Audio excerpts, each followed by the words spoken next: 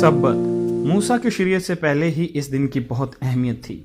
اس دن کو پاک مانا جائے کیونکہ خدا نے 7 دنوں میں کائنات کو تخلیق کیا اور 7ویں دن آرام کیا، جس کی وجہ سے اس دن کو خداوند نے برکت دی اور کہا کہ اس دن کو پاک مانا جائے۔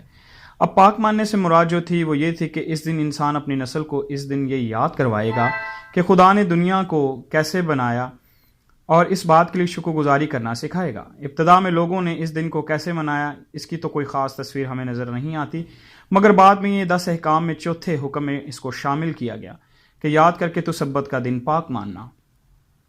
جیسے جیسے وقت گزرتا گیا اس دن کے تعلق سے کئی تشریحات سامنے آتی گئیں، اور ایک وقت ایسا آیا کہ معلوم ہونے لگا کہ انسان سبت کے لیے بنا ہے، کیونکہ یہ احساس سبت کے مالک کو خود ہوا۔ منافقت اور ریاکاری نے انسان کی تمام روحانیت کو ایک دن کے ساتھ جوڑ دیا، اور وہ بھی غلط انداز میں، جس کی مسیح نے مذمت کی۔ یسوع اس کے شاگردوں کو ٹوکا گیا کہ وہ اس دن کا احترام نہیں کر رہے، تو مسیح نے بہت ہی خوبصورت جواب دیا کہ میرا باپ اب تک کام کرتا ہے اور میں بھی، تم کون سے آرام کی بات کر رہے ہو؟ تم کسی کی مدد کرنا اور شفا دینے کو بھی غلط ثابت کر رہے ہو۔ اس سے بڑی منافقت کیا ہوگی؟ یسوع نے کہا کہ تم لوگوں کو شریعت کے بوجھ کے نیچے دباتے اور خود اس کو انگلی لگانا بھی پسند نہیں کرتے۔ یسوع آرام کرنے نہیں آیا تھا، وہ خدمت کرنے آیا تھا۔ اس نے ہر دن کام کیا اور خوب کام کیا، اور یقیناً آرام بھی کیا ہوگا۔ تھکن فطرتی بات ہے۔ سبت کا مطلب یہ بھی ہے کہ 6 دن کام کریں اور 7ویں دن آرام کریں۔ یہ اصول ہے۔ اب آپ کا وہ دن 7واں ہے جس دن آپ کو چھٹی ہوگی۔ وہ دن کوئی بھی ہو سکتا ہے، خاص طور سے میڈیکل سٹوڈنٹ جن کو کسی بھی دن چھٹی ہو سکتی ہے۔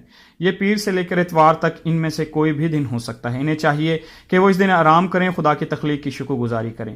اگر آپ کے ملک میں جمعہ یا ہفتہ یا اتوار کو چھٹی ہے تو وہ دن ہی آپ کا 7واں دن بنے گا۔ اس دن آپ آرام کریں گے۔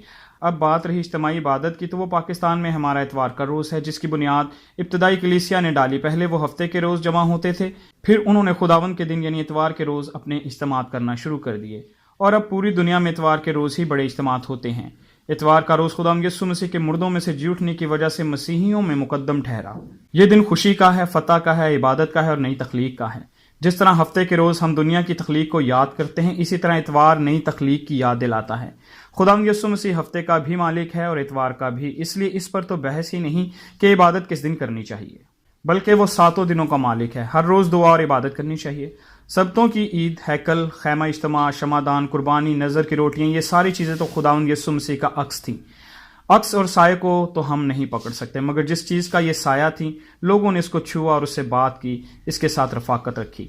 اس کو ہم پکڑ سکتے ہیں، اور یہی بات یسوع یہودیوں کو بتا رہے تھے کہ حقیقت میں ہوں، باقی سب سایہ ہے۔ اس لیے آج آپ کو کوئی یہ بتانے کی کوشش کرے کہ فلاں دن عبادت کا ہے، فلاں نہیں، فلاں عید مناؤ، فلاں نہیں، تو سمجھ جائیں کہ یہ وہی منافقت اور ریاکاری ہے جو یسوع کے دور میں بھی تھی۔ یسوع ہی واحد نجات اور تسلی اور ہر طرح کی شفا کا منبع ہے۔ آمین۔